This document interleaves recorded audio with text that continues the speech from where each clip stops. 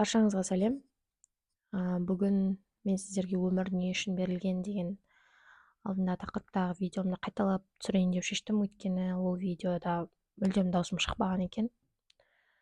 Решила это исправить. Бастайық ендеше. Бисмилля. Кез келген нәрсе қай уақытта белгілі болады. Басында ма, ортасында ма, әлде соңында ма?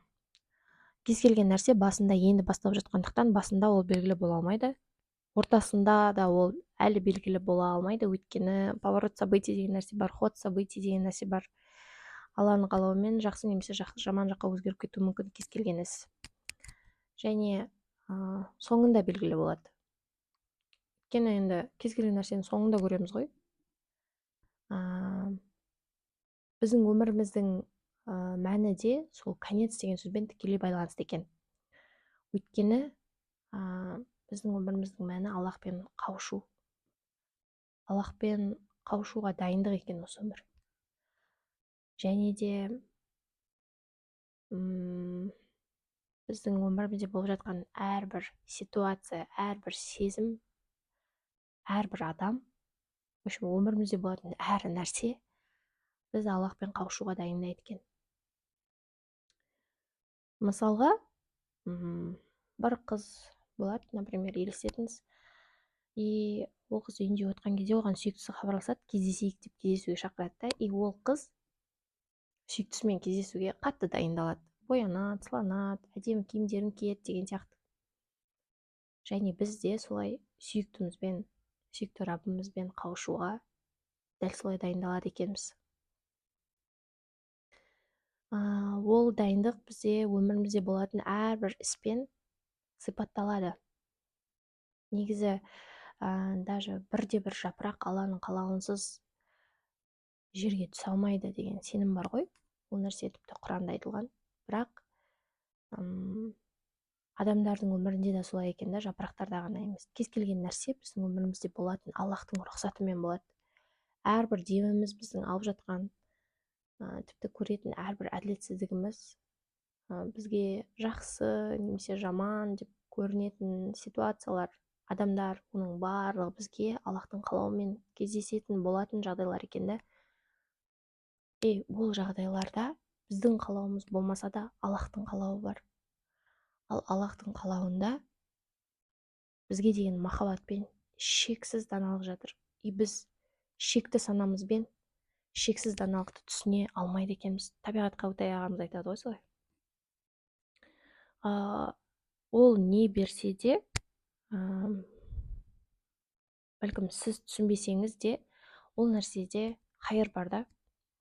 Және де бұдан басқа болса ғой шіркін, бұлай болса ғой, алай болса ғой деп ойылған нәрселердің барлығына ерік бермеңіз, өйткені бұл шайтанның азғыруы ғана.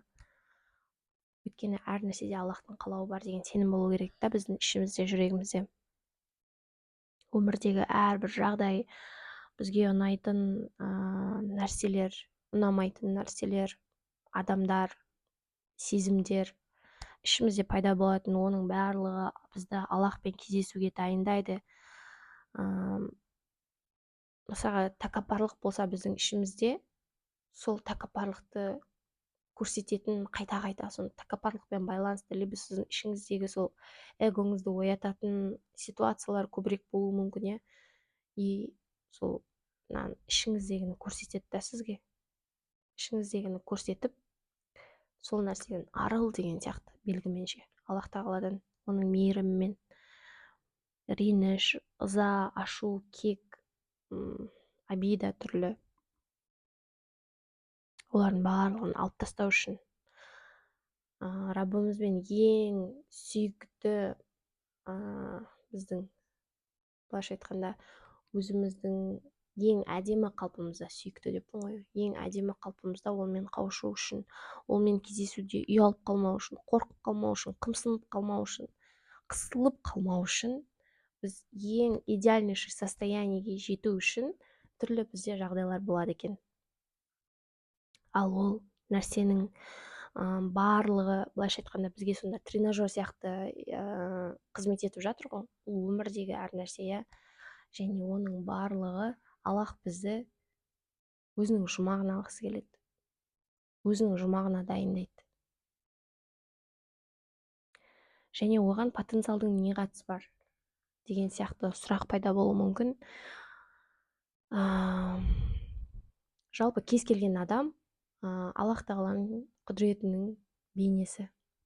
Өйткені біз Аллах тағаланың жаратылысымыз, біз Аллах тағаланың құдіретінің көрінісіміз. Өйткені бізді Аллах тағала өзінің құдіретімен жаратты, өзінің махаббатымен жаратты деген сияқты. Және адамның бойындағы әрбір мінез құлық, қабілет, бір қасиеттер табиғатынан болсын, жүре келе пайда болған болсын, ол Аллах тағаланың болмысын сипаттай алады екен. Мысалы, бір адамдар болады, әділдікті сүйеді. Әділетсіздікті көрсе, тек сол іске кірісіп кетеді басымен, шыдай алмайды ондай нәрсеге. Әрдайым әділдікті жаны сүйгендіктен сол нәрсені жақтап, сол нәрсеге болысып тұрады. Ондай адамдар Аллахтың әділ есімін сипаттайды, көрсетеді, сол есімін шағыстырады, көркем есімін. Кейбір адамдар табиғатынан сұлу, сондай сүйкімді адам болады. Ол Аллах тағаланың жәмил есімін сипаттайды, сұлу деген. Біздің мысалы аналарымыз, немесе басқа да кез келген адам өте қамқор, сондай бір мейірімді адамдар болады жаратылысынан. Және ондай адамдар Аллах тағаланың Рахман, Рахим деген есімдерін сипаттай алады. Және сол сияқты Аллахтың көркем есімдерін біз барлығымыз сипаттаймыз.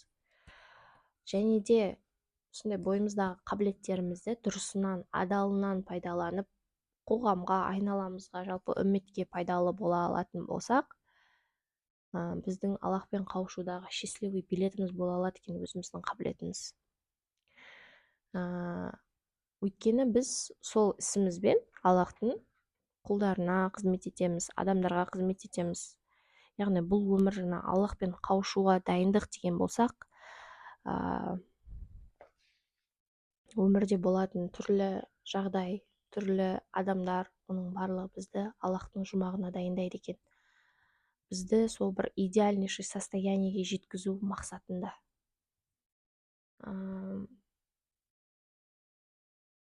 Егер ішіңізде сондай бір күмән пайда болса, реніш пайда болса, біреуге обида пайда болса, менде травма бар деп ойлайтын болсаңыз, оны біліңіз, оның барлығы өтірік нәрсе. Өйткені осындай болса ғой, былай болғанда былай болар еді деген сияқты ойлардың бәрі ол шайтанның азғыруы, шайтанның кедергісі. Сол себепті ондай нәрсеге ермеңіз.